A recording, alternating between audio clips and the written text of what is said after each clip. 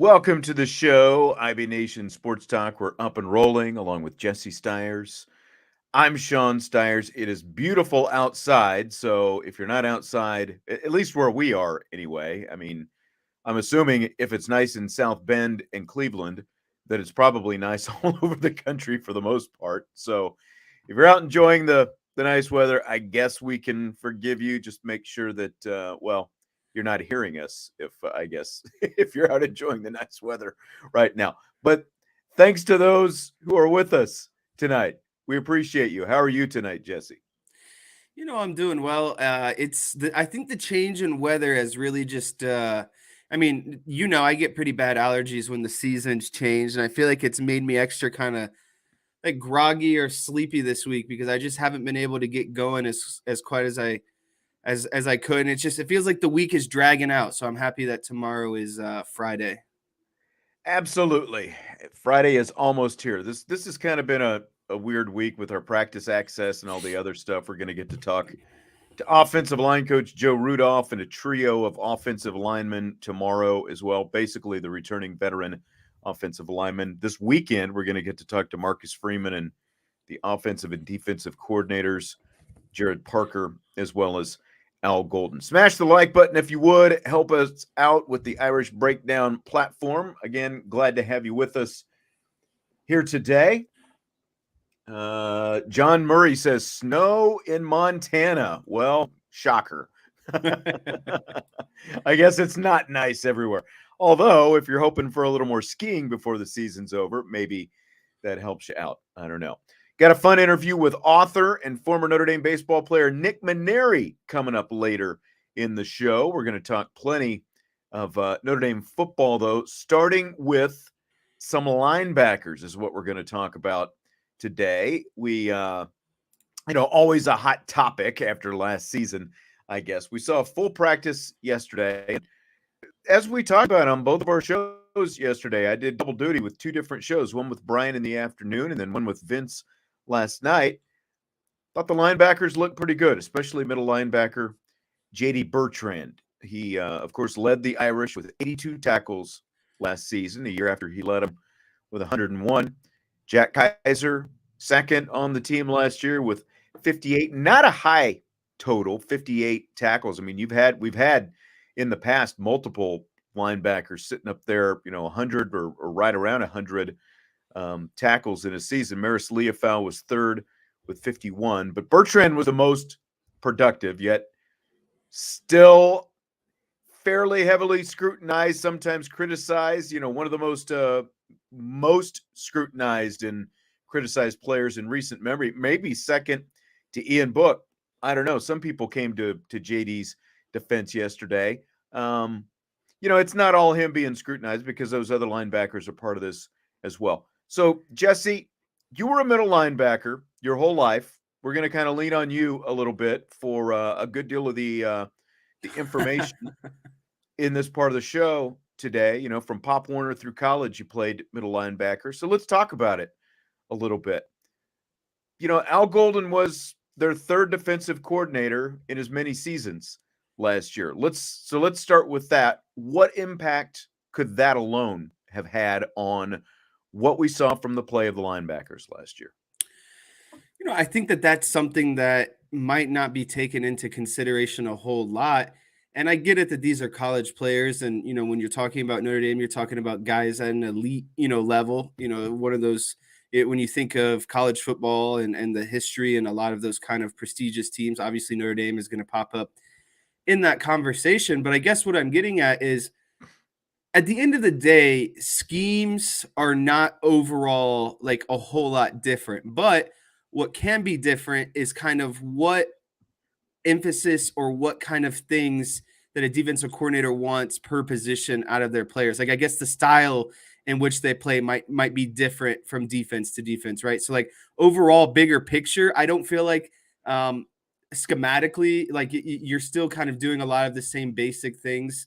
But again, once you get into the individual play and kind of technique and what how you're going about it, that might change a little bit. So I do think that is something that is hard to put into words of like I remember when I was playing in college, my defensive coordinator ended up becoming the head coach.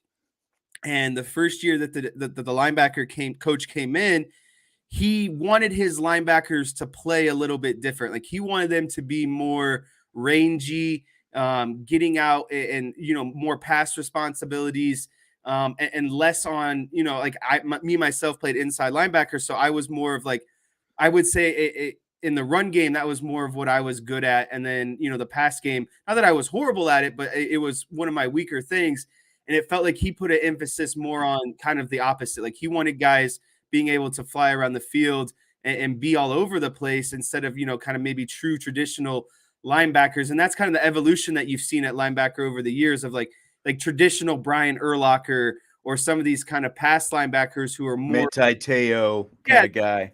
Yeah, exactly. Manti Te'o is a good definition or good, example in this situation, is because you have guys who are really strong in the run game and you don't expect much out of them coverage wise, etc. And I think that's kind of the biggest change that you see between these defenses is kind of the makeup or the build of what kind of style of linebacker that these guys want to play. And I think that's kind of affected JD Bertrand and Kaiser specifically, because I mean, look at them. They're if you take them and compare them to, they're more Manti than Jalen Smith, basically. Right. Jalen Smith, Jalen Sneed, Prince Collie, these guys, like they're more rangy linebackers. There's just more athleticism to them, and they can do more things on the perimeter, which is fine. But when you're going defense to defense, that's what I'm trying to say is the change. Like there's different ways that these guys want their linebackers to play.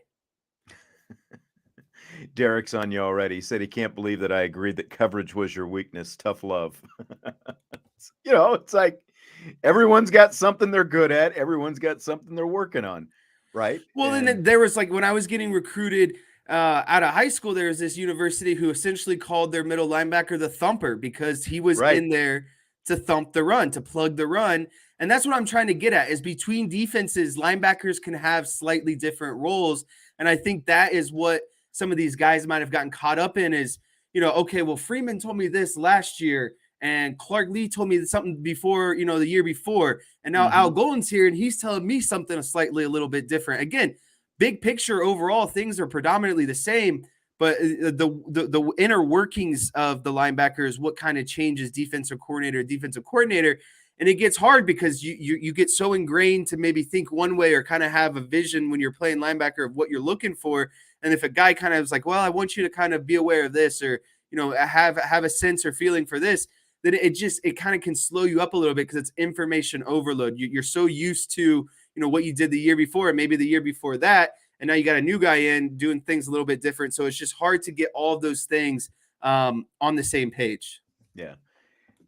Chi-Town said Urlacher played a lot of safety rover at New Mexico, and that's what, he was more a safety, and they moved him down, which we've talked about before, which is kind of something that happens as you go up a level a lot of times with the, like you'll see a safety move to a linebacker position, or you'll see an outside linebacker move to an inside linebacker position. You gain, you essentially gain some speed by doing that, as you sort of move those levels along. And, Urlacher was obviously, he grew into much more of a middle linebacker than he was ever going to be a safety at the NFL level. And it worked out for him, Hall of Fame. So. Right. But it's like, again, look at someone like Ray Lewis made his money off of stopping the run game and annihilating wide receivers that came across the middle in his zone. You didn't see Ray Lewis like drop out and really kick into coverage a whole lot. Not to say that he didn't do it, but like his main responsibility was that middle of the field. Is he going to clog the run, or is he going to, take someone's head off as they're coming across the middle, a wide receiver, a crossing route or something like that? The evolution of linebacker has really changed. Like just look at the physical makeup of inside linebackers 10, 15 years ago, star linebackers, and look at them now. It's just the overall physique and what they look like. They're just more leaner and athletic.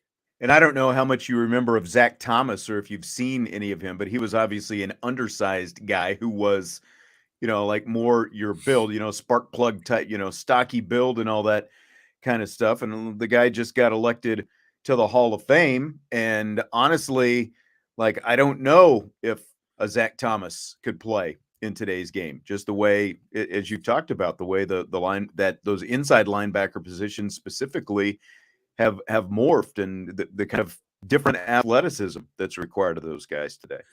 Well, yeah, I can't remember the exact guy's name, but I remember the Cardinals a few seasons ago. I can't remember if it was their Hard Knock season or what, but I mean, they literally took a safety and put him at inside linebacker, and it was just shocking because that's just goes against kind of traditional, the way the makeup of linebacker was so historically. Like linebacker, especially inside linebacker, it was run first. Like that was your responsibility primarily. And pass was kind of an afterthought. But as the game has evolutionized to more passing and more spread offenses, well, linebackers have gone with it. And that's why you've seen the overall trend of just skinnier, more athletic linebackers these days. Right. So what are some things as we look at these linebackers and what can happen to increase their productivity and their play?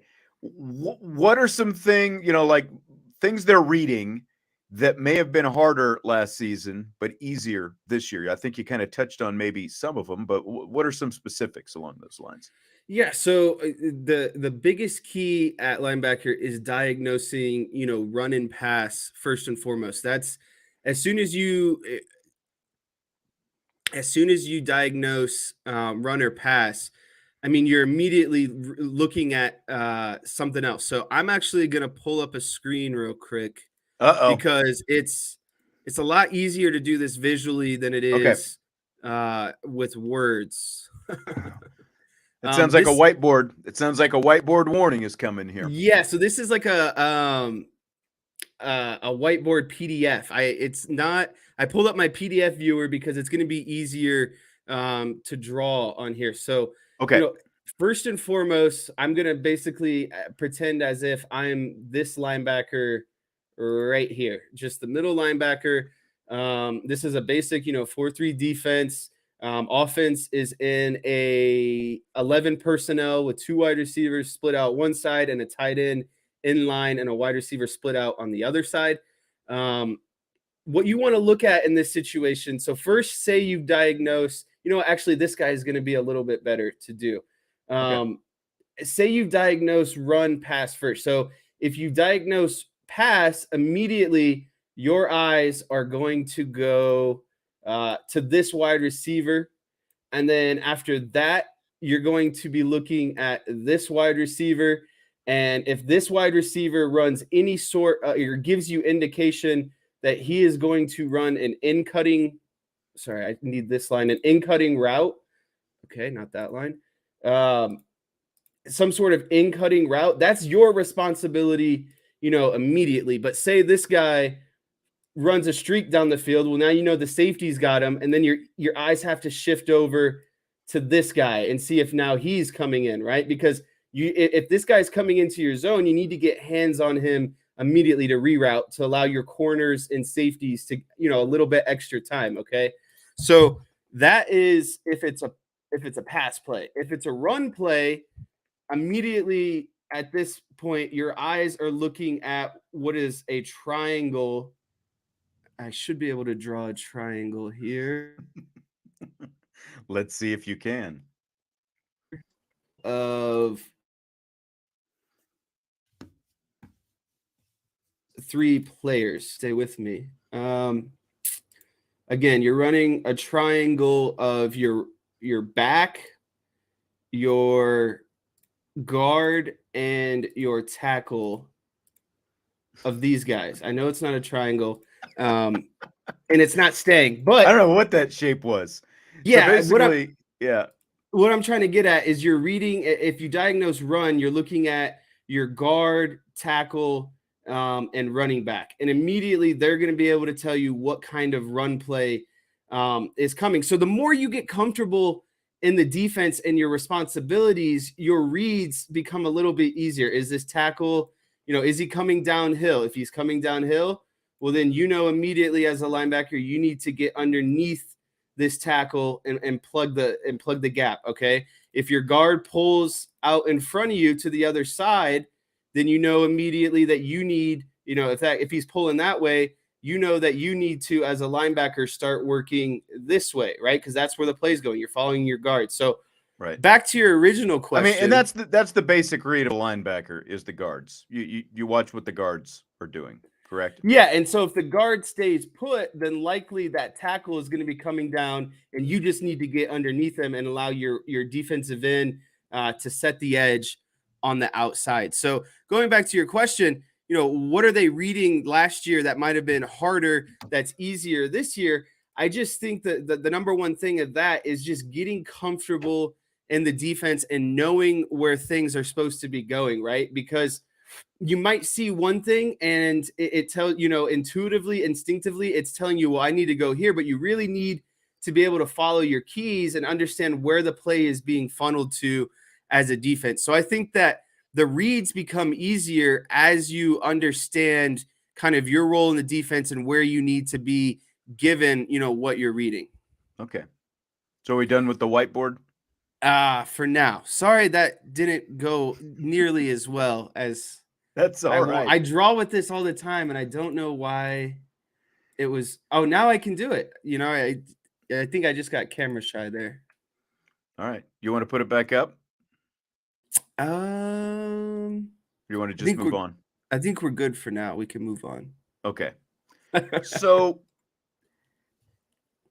again, I just saw this comment from Jeff. In fairness to Al Golden, we probably need to see how it plays out this year based off the third defensive coordinator in 3 years. It was concerning how they looked lost assignment-wise at times. AG recruiting a bigger issue, he says. But just in terms of the assignment and the comfort and understanding of the defense, because you do have a lot of people saying, well, these guys don't, they look so slow. They look lost at times. That, sometimes they don't know what they're doing. So how much, again, going back to that third defensive coordinator in as many years, and there were some things, that were different, not necessarily terminology, but, assignment wise, if it's this, then this, if it's this, then this, maybe there were a lot of keys.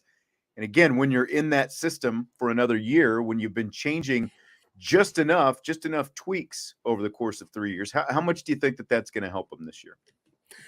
I think that having a second season and everyone being on the same page and kind of, you have some doubt, right? Because you're going to go through practice and you're going to mess some things up, and it's going to leave doubt of, does this guy know what he's actually talking about? Is this actually going to work schematically for us? And then you start having success and you start getting comfortable with it. And then you start and at that point you start thinking on the same page. And I think that's the number one thing that I noticed when things really started to click for me. Me and my linebacker coach and defensive coordinator, we're on the same page. We knew what we were trying to accomplish by the end of the play. Whatever given play it was, we knew that this is what needed to happen in order to accomplish what we wanted to accomplish. And I think that was the hard thing for Notre Dame this last season. Is I think Al Golden had a vision of how it should be accomplished, and these linebackers were so used to, maybe Marcus Freeman or Clark Something Lee different. and how things were going to be accomplished, that it gave doubt. And then anytime doubt comes into your mind in any sport, but specifically at linebacker, when you're trying to make these split decision reads of, is it pass or run? Am I diagnosing routes? Am I diagnosing, is the guard pulling? Is the center pulling? There's a lot going on. And so when you have comfortability of knowing what the outcome of the play is, then it allows you just to play a little bit more free. And then you understand too, what you're trying to do to stop that play. And I think that was the hard part last year for some guys, is I think they didn't necessarily understand their role of how overall the play was going to be stopped. And I think that led to doubt, and that led to guys kind of maybe doing not their own thing, but not what the exact assignment was going to be. Okay. So how do you weigh then the comfort, understanding of the defense versus athleticism? Because that is essentially, what the argument is with, hey, get these young guys in. They're more athletic. They're faster, all these different things. So how do you weigh that? What's the balance there, do you think? I think you have to ultimately find the guy who can who could be a little bit of both, right? Like, and that sounds like Cheater. such a crappy answer, but ultimately I would take knowing the defense over athleticism, and I'll tell you why. Because if you don't, again, going back to what kind of I was previously talking about, if you don't understand the why the defensive line is going to where they're going and why the other linebackers are going to where they're going and why you specifically at whatever linebacker position you're at need to be at, then it's all going to go to crap, right? Like, you have to have an understanding of everything and how it's all flowing in motion together. And if one person is out of spot or out of alignment or makes a misread, it doesn't matter how athletic they are. The whole play is by them already, right? Like, everything's got to go in synchronization. Guys have to be in a certain spot for the play to be funneled to where it's supposed to go. So sure, you can be, athletic and everything, and that might be able to make up for, a little bit of false steps or whatever it might be. But I mean, I can tell you for certain, when I was in camp my freshman year, I was buried and there were a lot more athletic guys than me. And there was one guy in specific, he couldn't line up. He couldn't line up at the right depth. He couldn't line up on the inside or outside, shade of the guard or tackle, whatever it might be. And so if you can't line up, you can't be at proper depths, you can't make your reads. It doesn't matter how athletic you are. You're just going to be out of position to begin with, and there's nothing you can really do to make up for it. So I would take a guy who maybe lacks a little bit of athleticism, but at least knows where he's supposed to line up, where the play is supposed to go, and how everything is going to be stopped, rather than a guy who's just out there kind of running around and makes a flashy play, here and there because of his athleticism. What about guys who are running around and aren't making plays? That's the worst of the worst. Yeah. And that's Maris Leofeld. That's what has a lot of people frustrated. Yes, exactly. And I guess the only thing that I can say to that, because, the question, where was it? It was obvious Maris didn't know the defense. How did he get so many snaps? All I can say is he must have known more of the defense than the guy behind him. It's my only answer for that, because no coach is going to knowingly put a guy on the field who he doesn't think is the best option. Unless you're Brian Van Gorder, I guess. I don't know. But like in his mind, he was putting guys who he thought were the best option. But I don't know what the answer is other than that. Do you have any? It's just like any position on the depth chart. Like, there's a reason why these guys are seen every day in practice. So he must show something in practice that he understands, what's going on and where he needs to be to a better degree than the guys behind him. Just because he's the starter doesn't mean he's good. It just means he's better than the guys. He's the best option. Yeah, he's better than the guys behind him. So yeah, sometimes that means, the best of two, bad options, I guess. But I think what I would say in Maris's case is, I think there has to, for him, I don't know if it's mentally, I don't know if he gets anxious, if he gets nervous, but there seems to be some sort of disconnect between practice Maris and game time Maris, because there has to be a better translation between what we're seeing in games and what's being shown at practice. Because again, if he's doing exactly what he's asked to do, then so be it. That's an Al Golden problem. But I just don't believe that's the case. There's some sort of disconnect, that maybe he's doing things right in practice and he feels comfortable in practice, but as soon as he gets in games, it's like, does he doubt himself? Does he second guess himself? And it goes back to, if you can't trust your eyes by the time you're in the game and the instincts of what you've been practicing all week, I mean, you're screwed. You're going to basically show what Maris has shown in games past. We've been talking about improved defensive line play this spring, especially from the interior. Now it's still the spring, so how that translates to the season is another question. But assuming that play continues where it is, that was an issue last year. What kind of impact could that have on the linebacker play, getting more in front of them? Oh, so when I was in high school, I had a defensive lineman in front of me who was like an all-conference just stud. And it always made my job a little bit easier because if you have stud interior defensive linemen, likely they're going to draw a double team. Guess what that means? Two bodies that aren't coming to me. That gives me more time to make my reads. It slows the game down a little bit because the worst thing as a linebacker is trying to make a read and the pressure of a read, and then you got a 300-pound lineman bearing down you all at the same time. Right. Right. And so if those interior defensive linemen can just stand those guys up for an extra second or two, or just anything, it just allows you to be at more ease. And it allows you just to just see over top of everything a little bit better. Right. You have confidence in what you're seeing. You can see things. You can see those pulling guards in front of you. You can see maybe a center that's folding a little bit late. It just allows your game to be that much cleaner and more confident with, an interior defensive line that require attention, because it's one thing to have defensive linemen, but if they know you suck, they're just going to let you go and go right on to the linebacker. Right. Right. Like you got to have talent at the position too. You need someone when the film comes on, they're going to say, hey, we got to get a body at least on this guy, and not allow him to disrupt the run game. So as a linebacker, my favorite thing, the best gift you can get a linebacker is a solid defensive lineman in front of him, because it just allows your game to operate that much better. And multiple good defensive linemen changes the game then, obviously. So. Right. All right, great linebacker breakdown today, Jess. Appreciate it. Are you ready for some rapid fire? I am, and I apologize for my mini whiteboard segment there. I just my tools were not cooperating with me, but I hope everyone understood what I was trying to get at.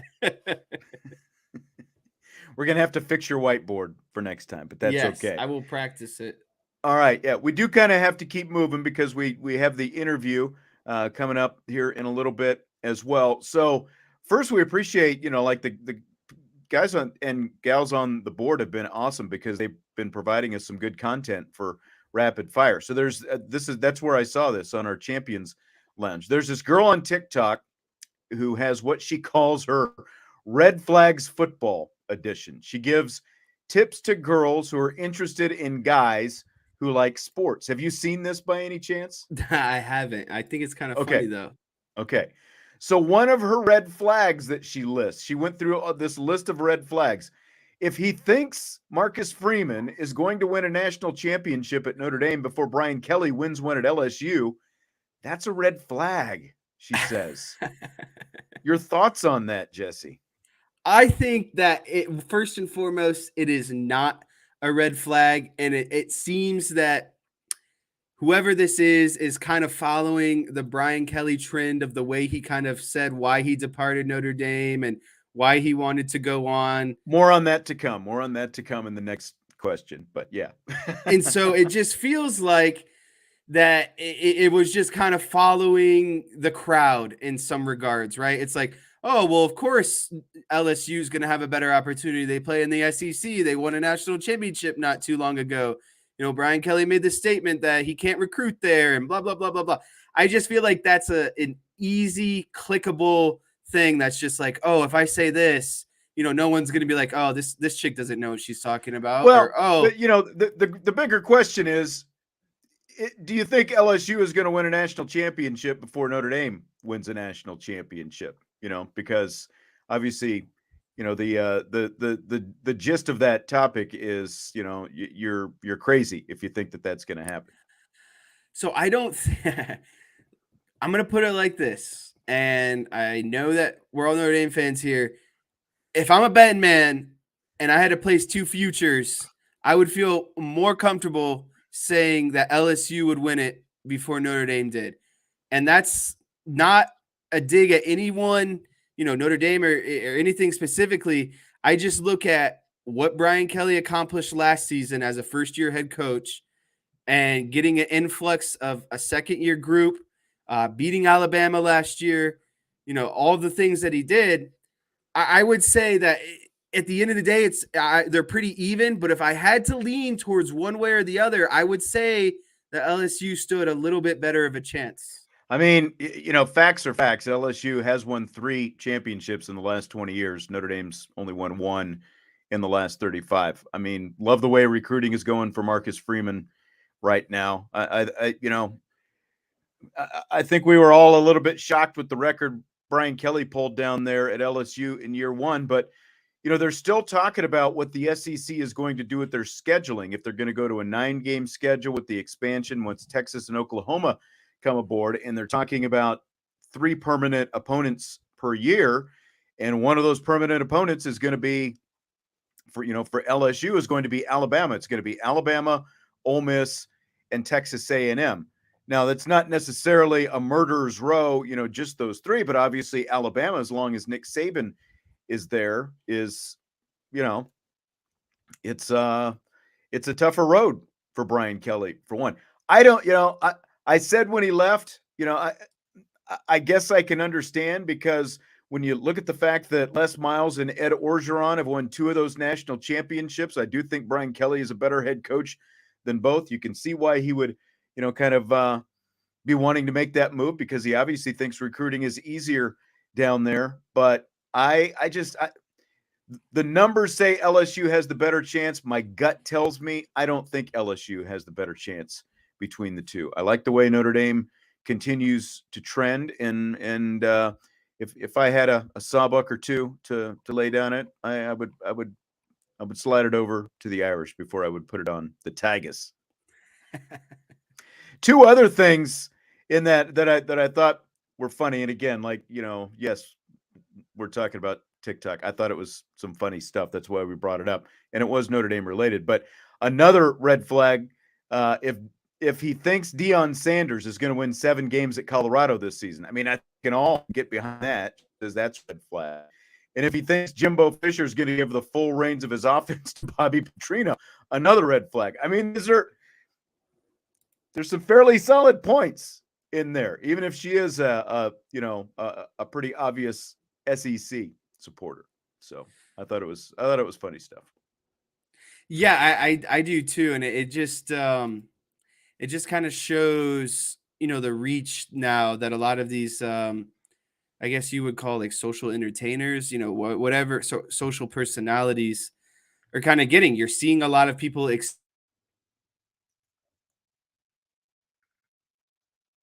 and Colorado has a solid chance to get to 7 recruits that Deion's bringing in. I think of those 3, I think that has the highest opportunity, in my opinion. You think year 1 Deion's got a chance to get him to 7 wins? I do, actually. Oof, I do. Man, I don't know. That's a big ask in year 1, even if it is the Pac-12. So speaking of Brian Kelly, he was on the Bussin' with the Boys podcast, and he had this to say about leaving Notre Dame for LSU with the Irish in the middle of a college football playoff chase. About a year and a half ago now at this point. Quote, "I think that's overblown a little bit. We weren't right in the middle of it. We kind of knew where we were going to be in terms of that, but that's neither here nor there." End quote. Fair or foul? Fair or BS, actually? BK's comments, Jess. I think those are predominantly pretty fair. I mean, let's be honest. Notre Dame at the time had, 2 losses. They don't have a conference championship to fall back on. So was there like a chance, an opportunity?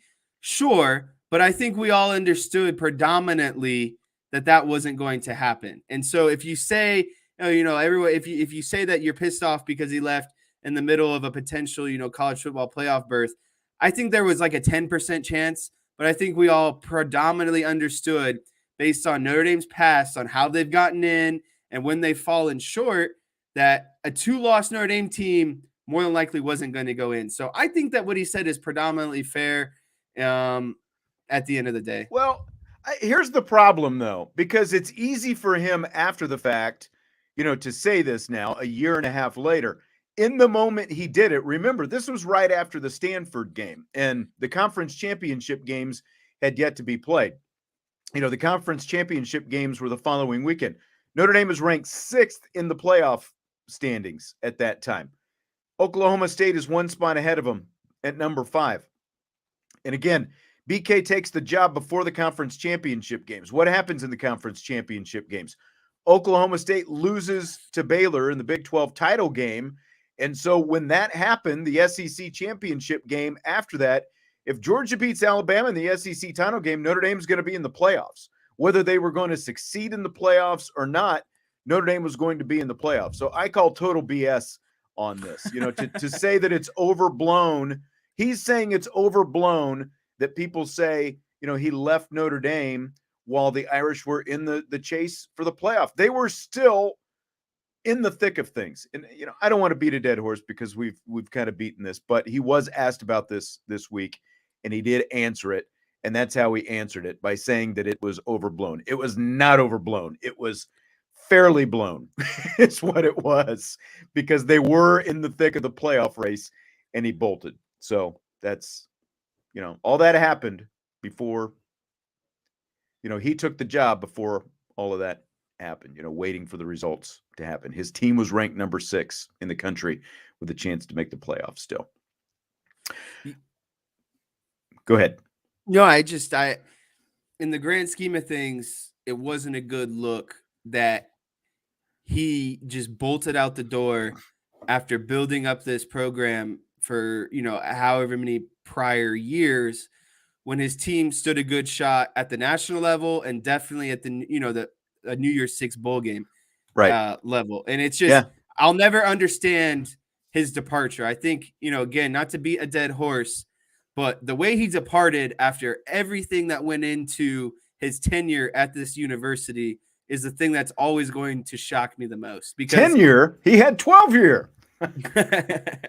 But it just feels like Ricky Henderson. It just felt like all this spite all of a sudden. And it's like, there was no spite, you built your family and so many other things here. And it's like, he acted like Notre Dame just kicked him out, but he was the one who just kicked Notre Dame out and was like, I'm done with this place altogether. Right. And like Tommy Gunn said, I'm not pissed he left, F him. And that's like, no one was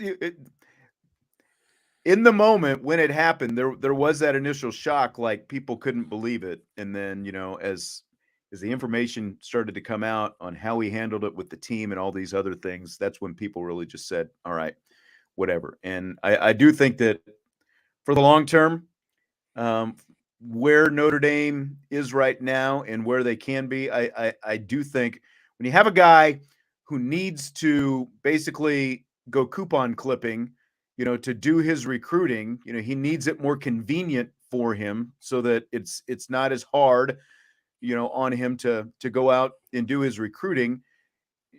You're better off with a guy who's willing to do the work, because as we've seen from Marcus Freeman and the staff, they're more than willing to do the work, and it's paying much higher dividends than what it was paying when Brian Kelly was here. And I mean, just look at the quarterback position. We talked in detail about how different the 1 through 4, the quarterback room, looks right now compared to even a year ago, let alone really at any point, I think, during the Kelly era. So I think it's just going to continue to reap rewards down the road. Oh yeah, the state of the program overall is just in so much better shape. It's just like you just feel so much more positivity and just like caring and compassion first and foremost of players and coaching staff and everything. Like it just doesn't feel like there's any animosity. Like I think you could go up to every person and ask every player and ask them about Marcus Freeman, and they'd have something nice to say. And I don't think you could say the same for Brian Kelly if you went up and asked every player about how they felt about their head coach. So the NFL Sunday Ticket, of course, we knew it was leaving DirecTV after more than 2 decades. It's going to YouTube TV this season, and YouTube released its prices for the package this week. Whoo, man. I mean, buckle up. I might take out a loan. If you're a current YouTube TV subscriber, it's going to cost you $349 for the season, an extra $40 to add on Red Zone. Non-YouTube TV subscribers will pay $449 for the season and the extra $40 for Red Zone. They are offering $100 off if you subscribe before June 6th. Is it worth it, Jesse, for what you have to pay for Sunday Ticket? I had Red Zone on my mind for some reason, but for Sunday Ticket. No, I mean, this is extraordinary. So you're telling me that because I have Hulu and Netflix and like Apple TV, and I don't have YouTube TV, I have to pay $450 for the ticket. And then if I want Red Zone, $40. So you're basically telling me I need to pay $500, half a grand, just to have every football game the entire season. I think that's ridiculous. Those prices are absurd. And just to put it into comparison, it's more. It's not a whole lot more, but it is more than what you had to pay with DirecTV. There's like, it's a premium price, Right. And just to put it into comparison, I mean, I signed up for MLB TV this year. That's $150 for the whole year. That's 162 games for every team. Like, I mean, that's ridiculous. I know that like baseball isn't as frequent and as much as football, and like the demand or whatever isn't nearly as high. But I mean, come on, I get $150. I get every game for every, throughout the entire year. And I bought a VPN. Okay. So I can watch my local teams too. Let me ask it differently, because Father's Day is coming up. My birthday is in October. Is your dad worth the price? I was going to send it to you and ask if you were going to buy it, because that's a lot of money.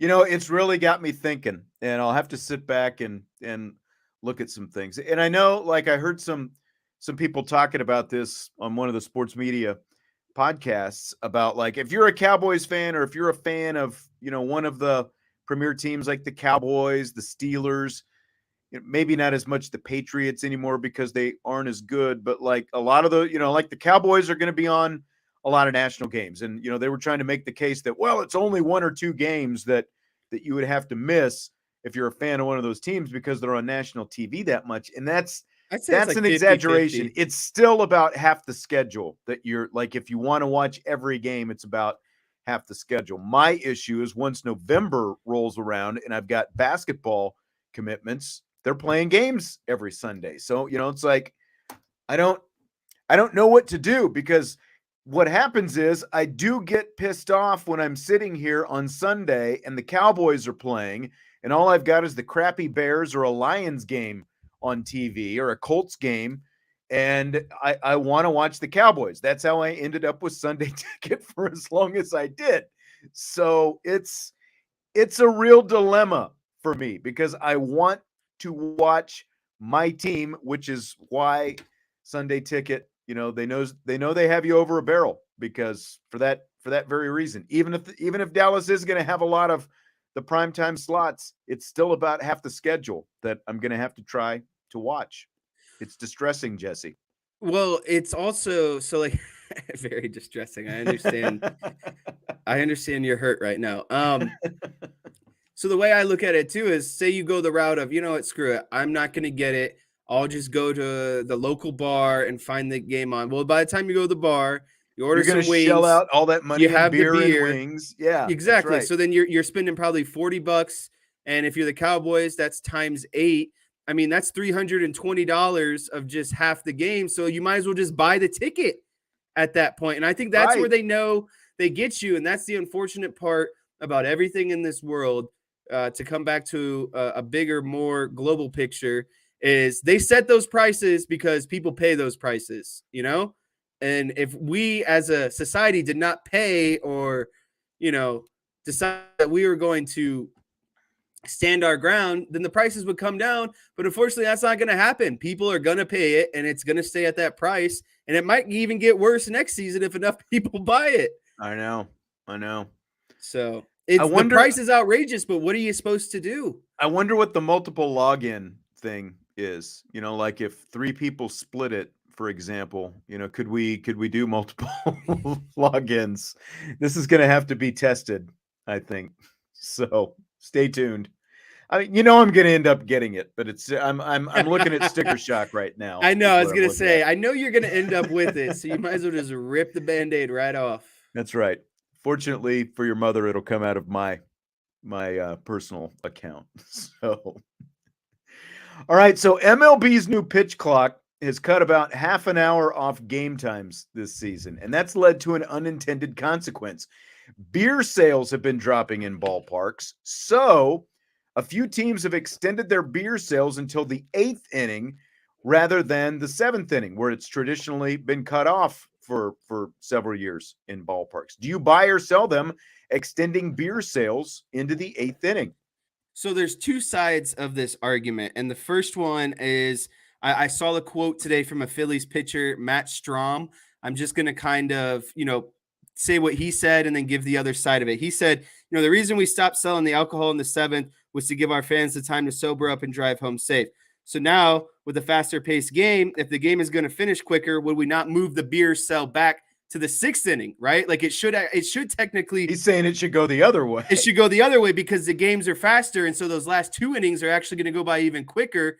And so you need to push it to the 6th inning to give, the fans time to sober up. Instead, we're going to go to the 8th.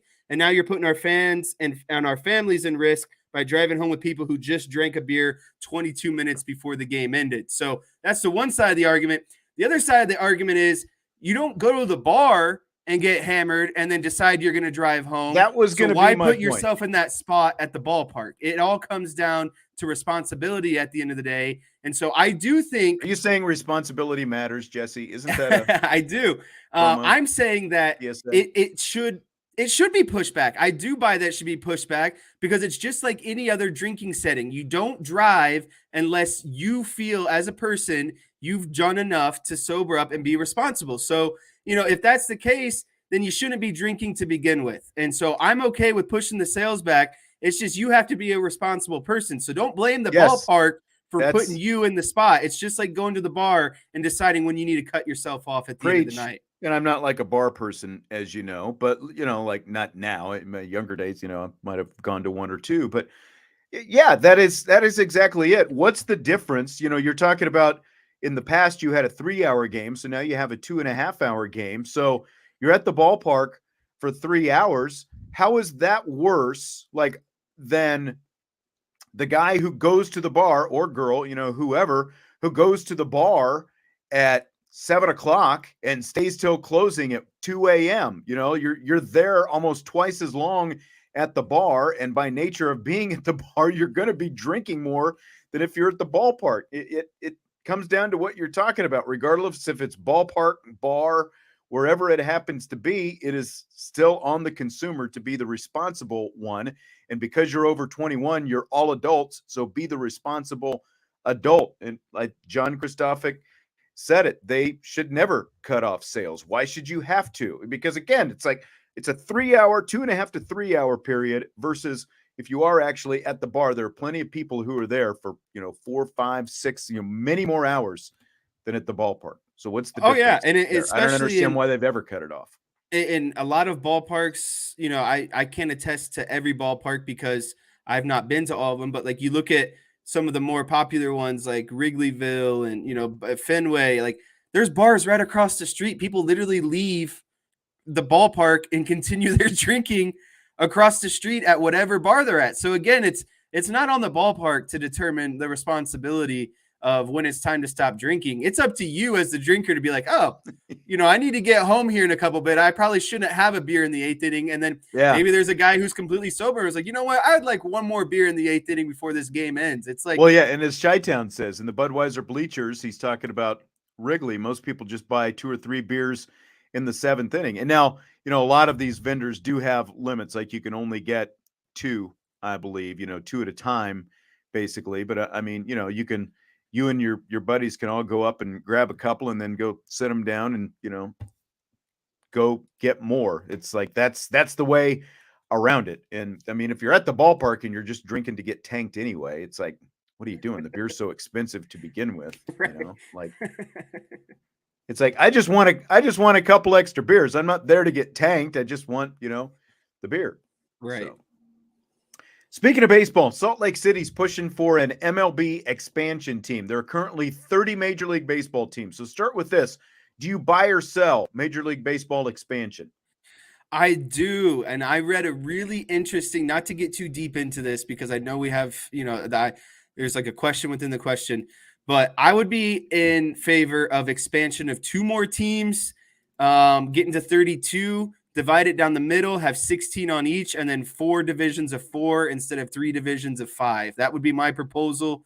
And I read this really interesting piece on The Athletic, not trying to plug The Athletic, but they said if they were to expand, that they would consider, again, going to the 4 divisions of 4 and doing basically a division realignment and going basically geographically I've off of. seen some of those proposals. I think it's Right. very So interesting. you would go like the Cubs, for example, would have like Milwaukee, Minnesota, and the White Sox in their division because of, just geographically playing those teams. You play those teams the most, so put them the closest together. And then that way you would get more fans too. Like more Chicago fans would be inclined to go to Milwaukee, Minnesota, and Chicago, the White Sox, because they're so close. Like it would be More packed even kind of. ballparks. Would you really want to put in Minnesota there? Like, wouldn't you want the Cardinals to be? I get that the Cardinals are closer to Kansas City and Minnesota is a little bit farther north, but I don't know. I would like St. Louis just so that kind of rivalry and tradition, would continue on. But back to the original question, I am in agreement of expansion, but I really don't like the idea of Salt Lake City, to be honest with you. Some of the cities you start looking at. Hang on. I'm not completely convinced that we need expansion, because there's some teams and as thin as pitching gets stretched as it is, it's like, do we really have enough quality pitching and players for 2 more teams? Every time you expand, you water things down. But like that whole realignment thing does kind of intrigue me, especially with everyone looking for ways to make more money and trim some fat as well. Now, you were getting ready to jump right into the next question, so I'll go there with that one. If baseball does expand, so you've got, these are the potential cities: Las Vegas, Portland, Nashville, Montreal, Charlotte, Salt Lake City. Which of those 2 would you prefer to have teams in? I think Las Vegas is oversaturated, and I get why it's so compelling because you have so many people there, and it's like it's just the easiest thing to do. People love to come to Vegas. It gives them something to do, right? But I'm sold. I'm sold on that. I think Vegas is too saturated. Portland doesn't interest me. Salt Lake City doesn't interest me. Like there's a reason why you look at an MLB map. I mean, outside of California, there's like no teams on the western half. You got Colorado in the middle, and then Seattle up in the northwest corner. I mean, baseball is a predominantly eastern sport to begin with, and I think that's for a reason. Like there's not a lot to do out there in those northwest cities. I don't think that you get it enough of appeal. Like I think you look at some of the NBA teams up there, the Trailblazers and the Jazz, like they have issues themselves. And I know basketball is different than baseball, but I just don't see it being the same. If I had to go 2 cities that I would really like, I think Charlotte and Nashville would be at the top of my list for where my MLB expansion teams would be. And I think Nashville would be really good because there's already a ton to do there. They got, the Predators, they got the football stadium right down the road, and the Titans. I think they'd have no issues with dropping a baseball team there and having a lot of success. They do support the hockey team there. I would be curious to see if they really support baseball, because I liken it a little bit to the Tampa area, because Nashville, as big as it's becoming, there are a lot of transplants in Nashville, just like, again, Tampa or Miami or wherever. They're fans of other teams, like they're Northeastern type people, Boston, New York, those kind of fans, Philly, and from that area. So like, would they really support baseball? And that would be my question in all of these markets, because they are smaller markets. Like there's talk about, the Raiders already left Oakland to go to Las Vegas. There's been talk over the last year or so about the A's doing the same because of the whole stadium issue that they've got there. And, wouldn't that be crazy if both Oakland teams bolted for Las Vegas? But in all of these, like the Pacific Northwest, I just don't see Portland and Seattle as viable. Like you would have a closer rival, but I just don't see the population being able to support 2 major league teams like that, 100, for basically 81 home dates per season. I see that as an issue for all these. Montreal, for as long as the Expos were there, and Chi-Town said, bring the Expos back. I just, there's a reason they left Montreal to begin with. They had a lot of empty stadiums at the end, and they had a hard time trying to succeed. And you throw in the fact that you are, like when you're talking about TV markets and all that stuff, does that do anybody in Major League Baseball any good? I don't know. So I'm not I wouldn't mind expansion and that realignment like you're talking about, but of these options, Nashville probably does make the most sense. I don't know about Charlotte. Las Vegas almost by default probably makes the most sense. And I'm not completely sold on that either. But just because of the, what the markets are, I have a hard time seeing them being able to support Major League Baseball year round. Will you pull up my screen real quick? Uh-oh. We're going to get a bonus. We're going to get a bonus whiteboard here.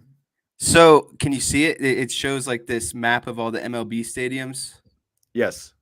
So to me, there's just like this, and you could see my mouse, like there's just this big hole in like the North Carolina, South Carolina region. And like, I mean, really, like outside of Florida, Atlanta's like the true only Southern team in all of baseball, right? So it's like, to me, there's just this big, but all of those gap states, here. Most of those states, with the exception of Atlanta, are not densely populated. So, most of those That's fans, true. just like a lot of Iowa fans and Nebraska fans and even Arkansas and Oklahoma, like the Royals market to that whole area. And yes, by the way, Derek, I did see your comment. They should get a team in Kansas City. Ha ha ha. It did just win a World Series 8 years ago, but it'll probably be another 30 before they're a contender again. But I get it. Yeah. So what about like Charleston, South Carolina? Is that too? Do you think that might be too dense? I don't know. I'm going to say it's probably not. South Carolina market size. Charlotte's probably going to be your best bet of the two. But I just, and that's right on the border of the Carolinas too. So I think that's why you could get away with it. And you got, the Panthers are there. You got who else is in freaking? Oh, the Charlotte Hornets are there. So it's just like they've proven they have the market for it. But unfortunately, what's going to happen is they're just going to drop it in Vegas because that's what's going to make them the most money easily. They know that people are going to show up to Vegas. Right. All right, Jess, great stuff as always. Appreciate you. Got this interview with Nick Mainieri to get to now. So I will talk to you mañana when Vince and you and I are here for some Friday Rapid Fire. Sounds good. Thanks for having me. All right. So we do have a special guest right now, and this was recorded earlier, just so, full disclosure and everything. But Nick Mainieri, former Notre Dame baseball player, and I'll just go ahead and jump into it. Well, we are joined by, I think, what I would call a true Notre Dame Renaissance man. He's a former Notre Dame baseball player. He's chuckling at me already. He's also an author, and he currently works at Notre Dame in the transition program as the transition program director in academic services for student athletes at Notre Dame. That is a long title, but he comes from also what I consider to be the first family of college baseball. Nick Mainieri. Nick, how are you today? I'm doing great, Sean. Thanks for having me. It's good to see you. Absolutely. It's great to see you as well. Tell me about, first of all, the transition program director in academic services. What does that entail for you? Yeah. So I work in academic services for student athletes, which is an academic unit on campus that works exclusively with student athletes. And work with great people in here, Pat Holmes, Adam Sargent. I know you probably know some of them. Right. My role specifically, I direct what are called our transition programs. And most specifically, that's our summer bridge program, where we have a good portion of student athletes, incoming student athletes, first-year student athletes who will start school in June. And as sort of a way to sort of learn their way around campus, start taking classes, learn about resources, participate in summer workouts, those kinds of things. And then I also work very closely with the early enrollees, all the guys that come in January, guys and gals. And most of my role is spent thinking actively and creatively with first-year student athletes as they're trying to map out their time here. Interesting. So other than the coaches of those, those sports that those student athletes are with, you're kind of one of the first people that they really sort of get acquainted with once they're here at Notre Dame, it sounds. Yeah, like. Once they, once they've been recruited and once they've decided this is where they're coming, and I start getting involved in the months before they get here, and I bother them with a lot of emails and phone calls and things like that. Okay. Interesting. So, we were catching up a little bit right before we started this interview, but I was kind of thinking about this morning, getting ready for this. It's been about a year since we saw each other in person, and that was when your dad, Paul, and his 2002 Notre Dame College World Series team came to town for that 20th anniversary last year. And again, it spurred me thinking a little bit. You were in high school that season, 2002. You weren't a Notre Dame student yet. So what was it like for you at that reunion a year ago? Kind of catching up with some of those guys at that reunion. Yeah, that's right. That is the last time we saw each other. That was a really fun weekend when all those guys were It back. was. That was cool. That was my senior year of high school. And I mean, for me, it was it was a family affair. It was an exciting thing. And I, since I was 4 years old, probably I'd been around my dad's teams. I grew up in the dugouts with him. And so I always had guys on his teams that I considered friends or mentors or like guys that I really liked, so just hanging around him. And then by the time I was 18 or so, there were guys that I'd become friendly with on the team. And then a couple of years later, I was teammates with some of those guys. But I knew them all pretty well, and if I ever had the chance to come over to practice and things like that, I was always over here just trying to spend as much time around my dad and the team as possible. So it was always really, it was really exciting. And then seeing those guys again, some of them I hadn't seen in a long time, so it was neat just to kind of reconnect with people and hear what they've been doing with their lives and meet their families and all that kind of thing. I remember your dad used to talk about when he was a kid, when your grandpa Doc was coaching, that your dad's guy that he was attached to was Bucky Dent, back before Bucky Dent was Bucky Dent, hitting the home run against the Yanks, the Red Sox for the Yankees and all that kind of stuff. Did you have your version of Bucky Dent, I guess, when you were a kid? On all the teams, I had different guys. When I was I'm trying to remember how old I was. When I was in elementary school, my guy was Randall Brooks. I don't know if you remember Randall Brooks, who remember the name, but he was before my time here. Yeah, he played second base on my dad's first team this year at Notre Dame, and I always really loved watching him play. And whenever I got to go, my dad was always so good. He'd always try to bring me on trips whenever he could, even when I was a kid. And so Randy Brooks was always the guy I wanted to talk to in the airports as we were walking to the planes, stuff. And when you look back on it, you think, oh, I was like an annoying little kid just walking around and bothering everybody. But everybody was always so good to me. People were always much better to me than they probably should have been.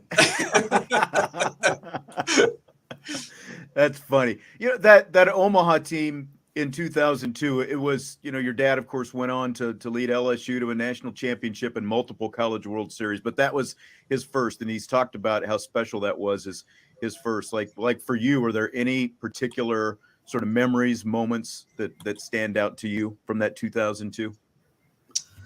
Well, that year, I mean, it was a really remarkable year. When you follow it, they had gotten off to such a slow start and then turned the corner in really dramatic fashion once the conference play had started.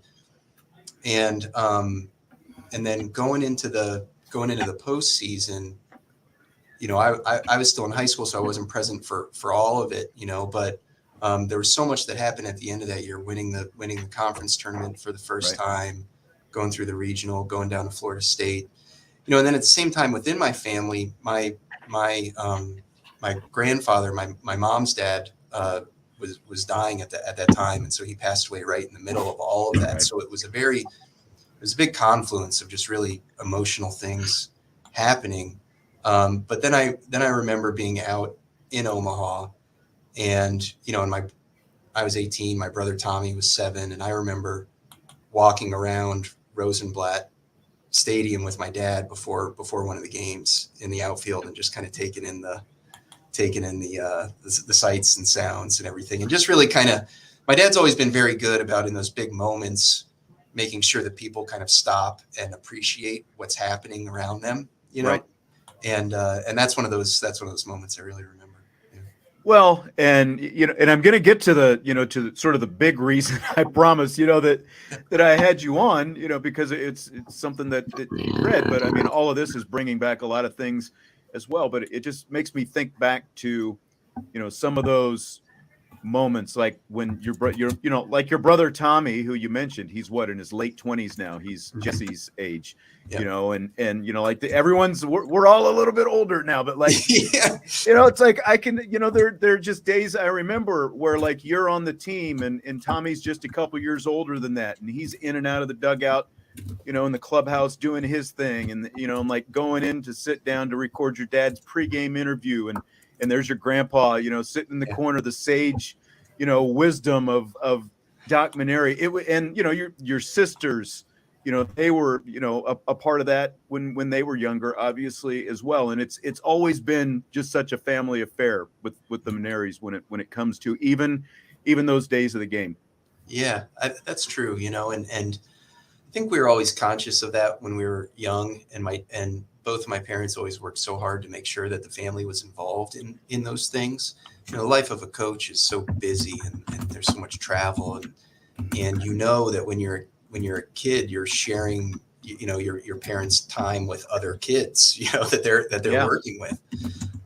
But it's something that I always appreciated, but I've come to appreciate even more now that I'm older, and I have a kid. I have a boy who's going to be 8 this week, actually, and I think about, everything that my parents used to do and my dad used to do in order to make sure that we were part of his life around the team. Right. And just how I don't know that it was challenging for him, but there's so much that you're always thinking about. And then to also be involving everybody at the same time, it's what he wanted to be doing. But it puts it in a new perspective for me now. I bet. Thinking about just how much you have going on, and yet also still managing to make sure you're present to your family and that they're around. Yeah. Absolutely. All right. So I have buried the lead a little bit because, again, the reason I asked you to come on today is this article that you wrote recently for Notre Dame magazine. And it's an excellent piece. And so like for our listeners, viewers, it's just go to the Notre Dame magazine website. Do you know the website? Yeah, you just go to magazine.nd.edu. Okay. So we follow each other on Twitter, and I don't see you tweet a lot of links to different things. But then I saw you tweet this link, and I'm like, okay, I'll check this out. If he's going to link, it's got to be worth checking out. And it's titled "Extra Innings. Here's what can happen when grown-ups aren't ready for the playing days to be over." And here's how it starts out. I'm going to read the first paragraph or so from this, maybe first couple paragraphs. Okay, so you'll have to bear with me here. Go for it. No, better you than me. Yeah. Okay. The Studebaker Larks red jerseys stand out against the winter yellow grass of the public ballpark, a rugged, bad hop-afflicted surface on the western outskirts of South Bend, Indiana, not far from the gravel pits of Bendix Drive and the city's small airport. Jet engines burble in gray sky, and the day is getting colder by the minute. The South Shore Liners, the Larks' opponent, huddle in foul territory. Back-to-back league champs, the Liners have an adversarial regard for punctuality. Larks manager John Pinter hooks his fingers in the chain link fronting the dugout. Second baseman Jay Campanigro rakes the damp clay with his spikes. I hope I said that right. First baseman Milt Lee hollers at the Liners, "Are we playing mini baseball today?"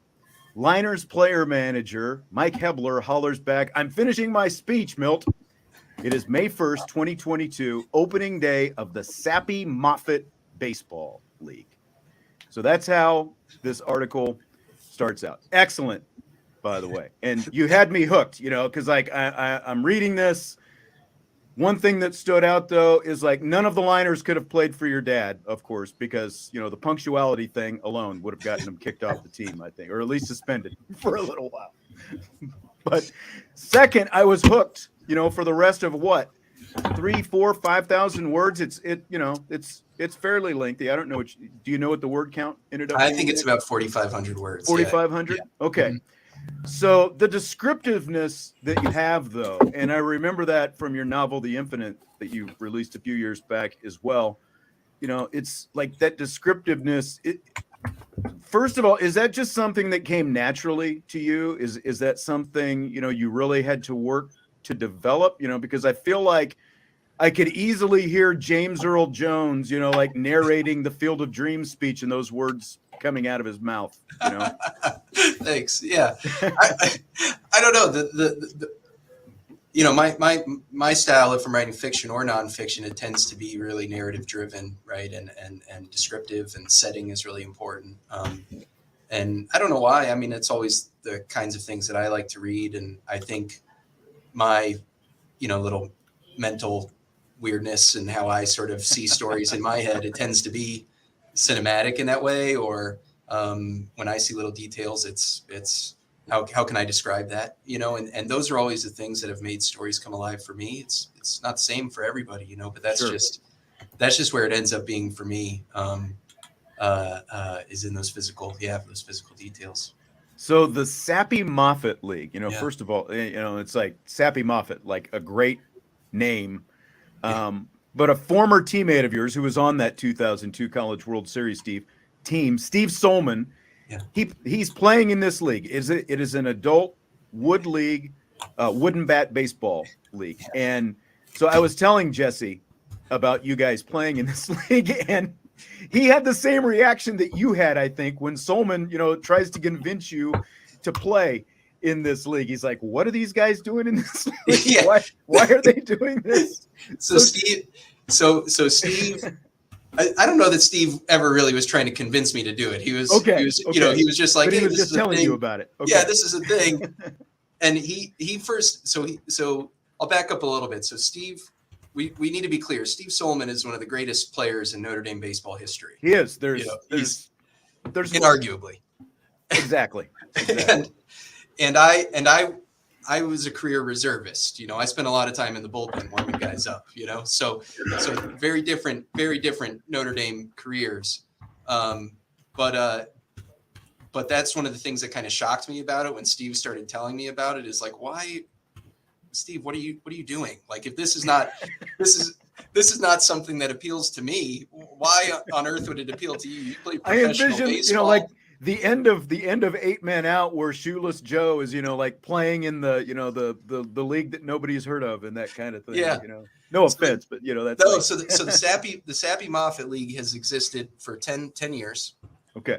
And the two guys have founded it. One of them is named Matthew Inslee, and Matthew is the chief sustainable farmer at St. Mary's College.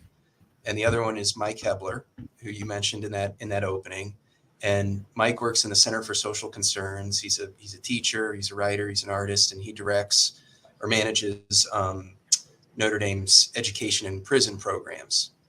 And so if you think about these two guys, one a farmer and one an educator who works in these very unique environments, try to imagine a baseball league that is designed by two guys with that value set, and then you start getting closer to what the Sappy Moffett League is. Right.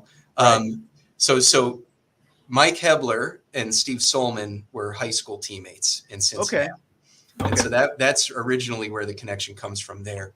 But when I moved back to South Bend about 5.5 years ago, and Steve and I were catching up, he said, hey, there's something that I'm involved with here that you might find pretty interesting. And he started telling me about this. And at first I was like, no, I'm not.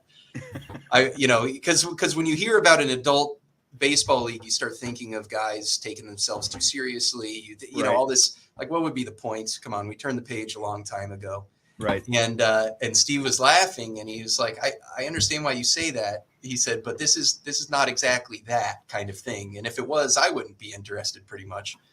And so then I started learning more about it. It still took me a few years before I gave it a whirl. But one of the things that doesn't make it into the article, for instance, is and this was kind of the first thing that drew me to the league is that every summer a group of guys from this league, they partner with the Moreau College Initiative, which is Holy Cross's degree program that's run out of Westville Correctional Prison, State Prison, west of South Bend. They go and play a baseball game in the prison against against the students in that degree program.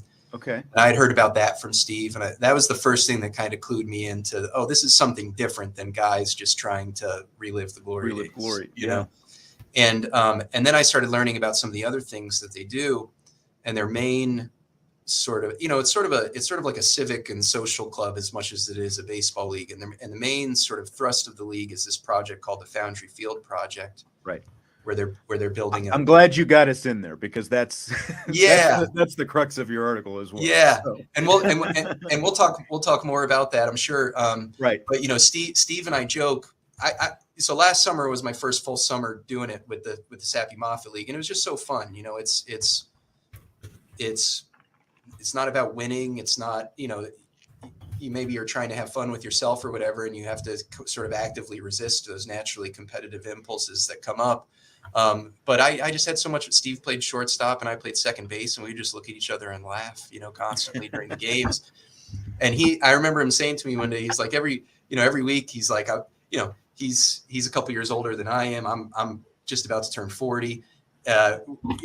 I haven't stayed in the best shape, and like every week you're starting to get ready and you're like, oh, why am I doing this? And then you get out there and you just have so much fun. And it's as much about like being there with other guys and there are women in the league too, just being there with everybody and playing a game together. It's as much about having the beer after the game, with right. everybody, and just kind of connecting in a different space of playing a game that people leave behind when they're very young, you know?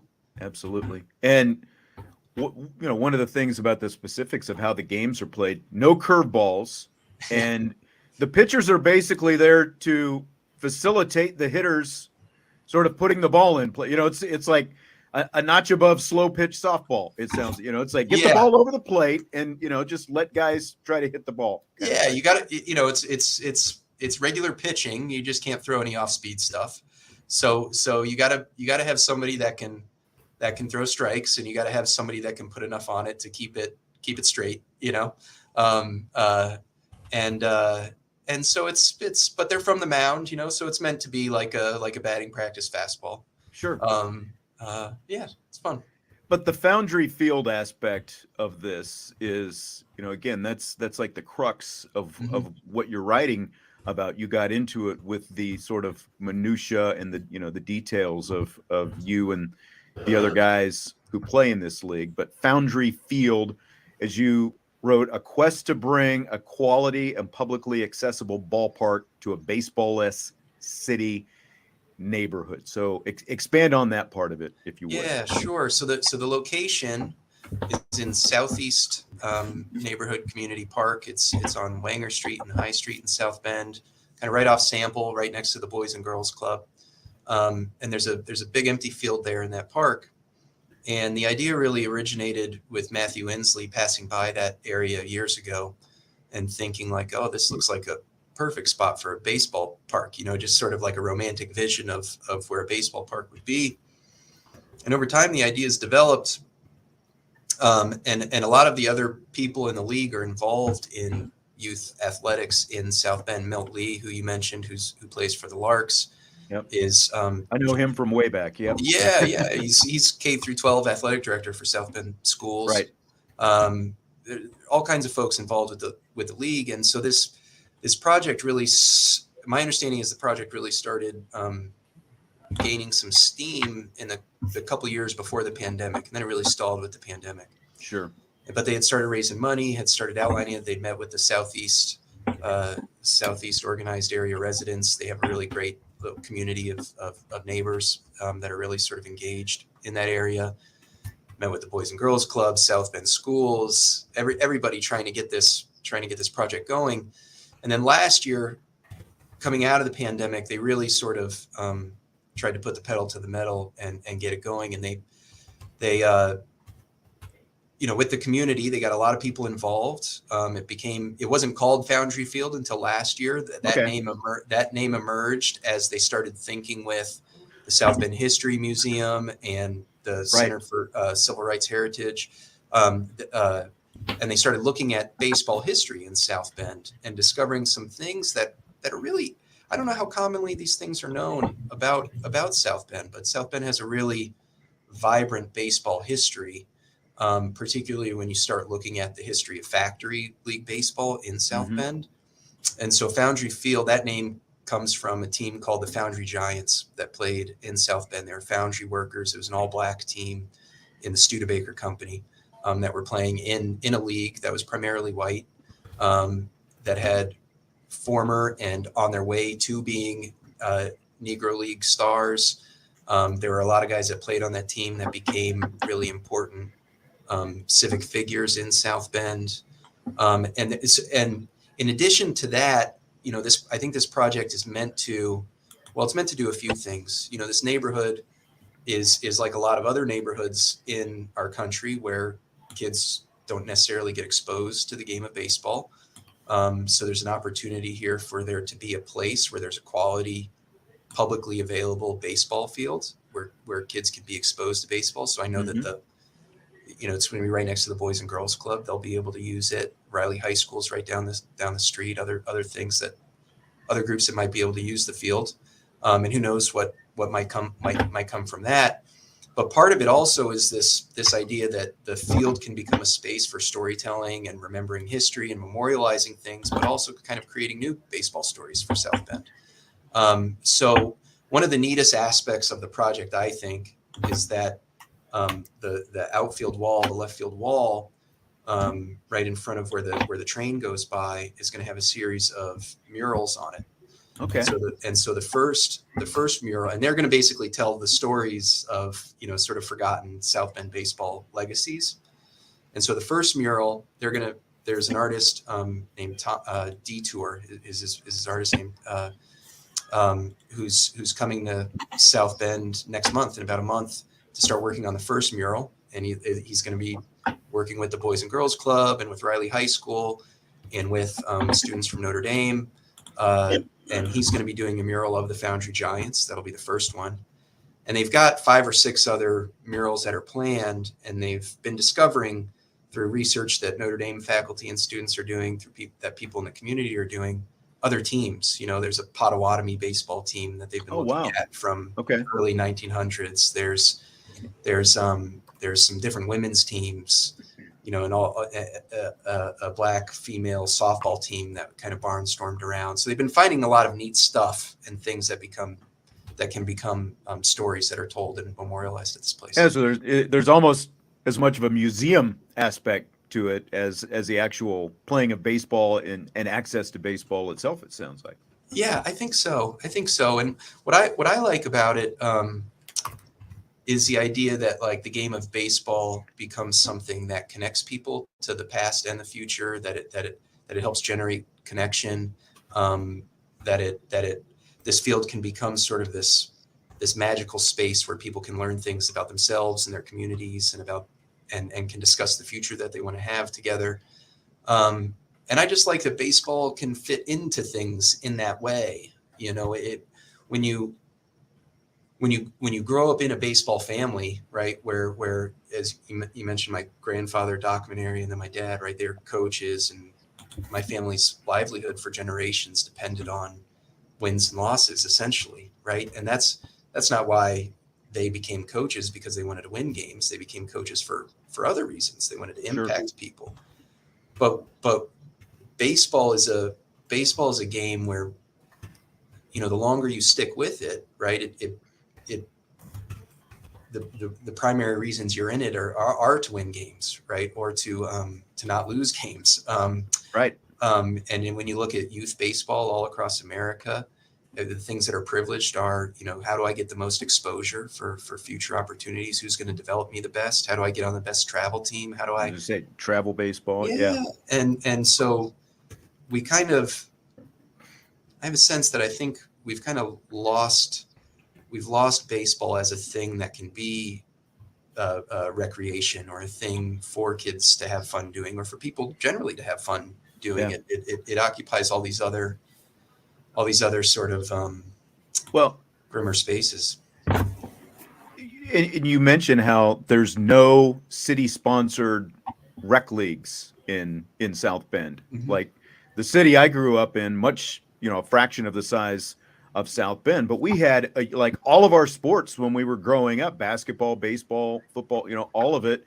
It was through the city Parks and Rec department, and they were pretty big leagues. Especially considering it was a town of around 35,000, 40,000, something like that. But the fact that you don't have that kind of access in a city the size of South Bend, I guess kind of speaks to the need for something like this. Yeah, and that's not unique to South Bend. I mean, that's not true at all. It's where that's, we are now. Yeah, that's true all over the country. And I mean, you can kind of understand it. I mean, the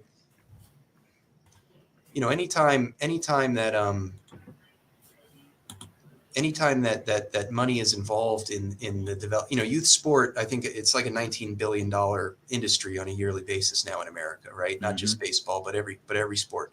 And so when you have these models that are run by, people figure out how to make a buck by selling a dream in really desperate marketplaces. That's very true. Yes. And so when money is involved, we just naturally gravitate towards these more efficient things, right? So baseball leagues started to be modeled on that. How do we get the most out of it? How do we, as players, as families, how do we get people to pay the most money for it? And what gets squeezed out is everybody that might be coming to baseball for a different reason. There are a lot of different ways to come to the game of baseball. There are a lot of different ways to love the game of baseball, but baseball top to bottom has not been a really good place for appreciating or privileging all those other ways of loving the game. Right. And like when you look at where, using Major League Baseball as the example, that just the demographic of the fan of baseball, it's getting older every year. And part of it, I think a big part of it has to do with what you're talking about. You're not going to have, these, if you don't grow up with at least some involvement in baseball, the odds are you're not going to be, right, a baseball fan by the time you're an adult. And that's, I think that's part of that gap right now that baseball has. Yeah. How would you ever learn about it? There's, this is in the article, and it was such a great moment. And I was very lucky to have been there and witnessed it. But last summer at the Foundry Field location, the Sappy Moffett Field Foundation guys, the neighborhood, other individuals were there to sort of have a formal announcement of the project, right? And the sun was going down. It was a nice summer night, and they had put out in the grass a home plate, and they had lined the foul lines to show people where it would be. They had the drawings of what the stadium will look like on an easel. Different speakers kind of talked about what the project would be. And it was really neat to be able to kind of visualize it. And while everybody is standing around, there's a little boy from the neighborhood who kind of just quietly sidles up to the plate and takes a phantom swing and starts running the bases. And not many people notice him until he's almost home. And then everybody kind of drops their conversations, starts cheering for him. And Sean Kennedy, who's one of the Sappy Moffett Field Foundation guys, grabs the microphone and says, "First Foundry Field home run." And it was such a great moment. And then I came to find out from the boy's aunt, who he lives with right there near the project. He's 10 years old.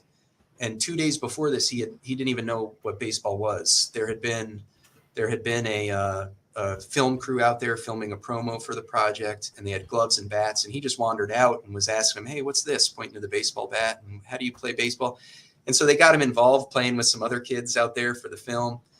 And then he's there at the project. He's never played baseball in his life, never watched it.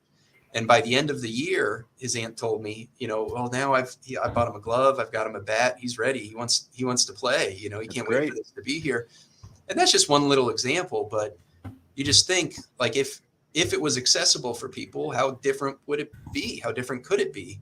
Yeah.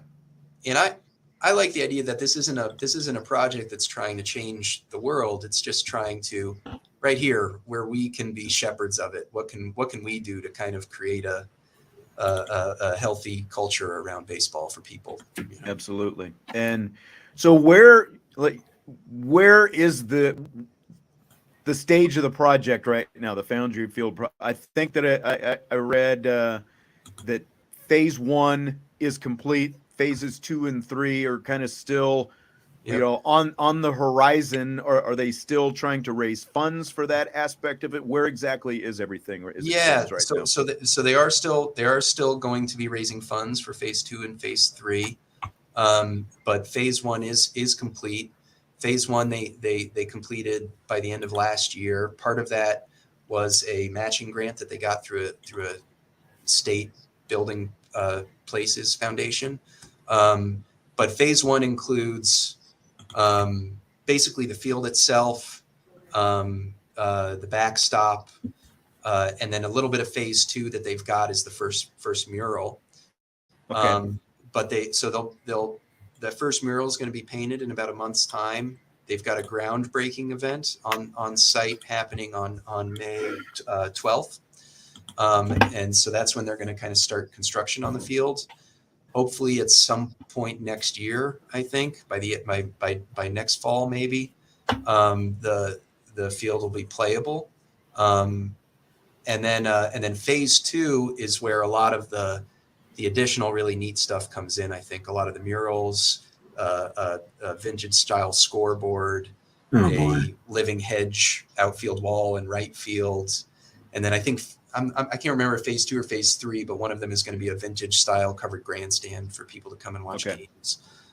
So it's all those extra touches that are going to make it, a really cool ballpark that will be happening in phase 2 and 3. And so those funding campaigns will be going. Absolutely. And there's a website, foundryfield.org, and the artist renderings and a lot of other information is on that website for people who are interested, in any of that, whether it's donating or, any of that kind of stuff, I assume. So yeah, that's right. Yeah. Yeah. All right. Great stuff, Nick. Yeah. I wanted to read just a little bit more from your article. All right. Go for it. Oh, the pleasure of fielding a ground ball. The unconscious calculus of feet, hands, angles, the ball skipping along its low vector. Sometimes I swear I can feel the ball in the ground through the soles of my spikes. Today I range on legs grown sluggish with eggs and sloth. But this, I remember now, was maybe my favorite thing to do in life ever. Infield clay is the same moon dust hue as the dry surface beneath the Rocky Mountains where long ago my father hit me fungos. How is that possible, or is my memory true, and does it matter? I mean, it's like I'm getting chills just sitting here thinking about that. Just the visualization and all the feels that I feel right. Have you thought about, and I may have asked you this last time, did you read like Roger Angel? Have you ever read his stuff growing up? Yeah. Yeah, absolutely. And I feel like there are plenty of guys who can sit at a baseball game and write a recap or, write about baseball or whatever. But I feel like baseball needs more Nick Mainieri right now. I'm just telling you. Telling you. Yeah, thank you. It really is. Like it reminds me, like if what was the piece called? The Web of the Game. It was the Roger Angel piece where he showed up to a college baseball game where Frank Viola and St. John's were taking on Ron Darling and Yale one day, and Smokin' Joe Wood is in the stands at this game, and it's like reading this piece reminded me of that, just like the feel of being there.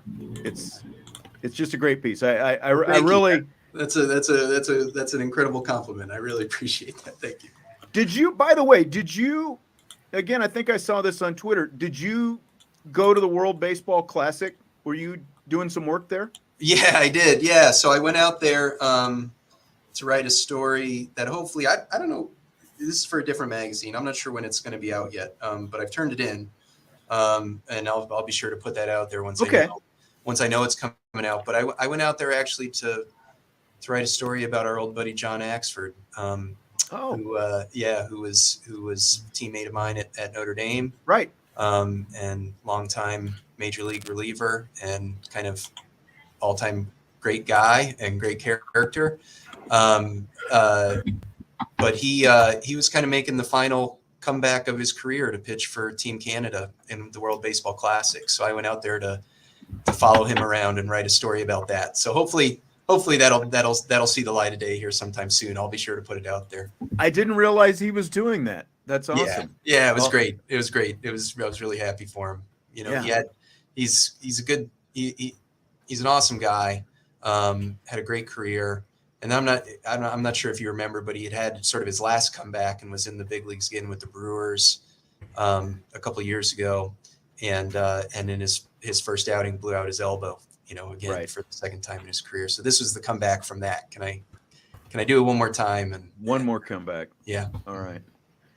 Well, how did it go? Can you like?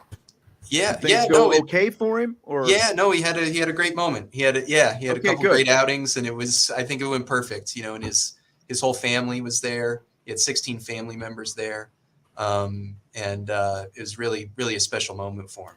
You know, that's excellent. Team Canada went into the last day of their pool, and it was either them or Mexico were going to advance, and they lost to Mexico. Mexico obviously advanced in that last game. Yeah, but it's a really fun event. You know, the World Baseball Classic is something I've not paid especially close attention to over the years, in the times that it's happened. But it was really a lot of fun, and then I think everybody kind of followed the finals really closely because they were so fun.